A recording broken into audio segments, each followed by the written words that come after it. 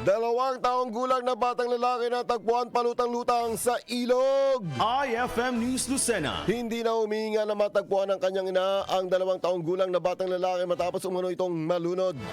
Nadiscover ang bata na palutang-lutang ng kanyang ina ng alas 6 ng gabi sa Maragondon River, Sitio Ligas, Barangay Sapang 1, Ternate, Cavite.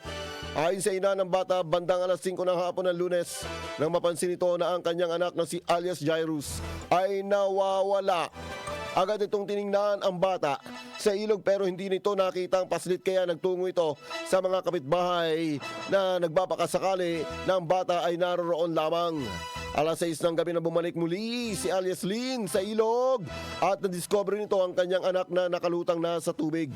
Sinagip nito ang mahal na anak na hindi na humihinga. Dinala nito ang paslit sa mga kapitbahay para matulungang dalhin ang biktima sa pagamutan. Alas 6:45 ng gabi nang idineklarang patay na ang bata, nagsagawa naman ang investigasyon ng mga kapulisan ukol sa pangyayari.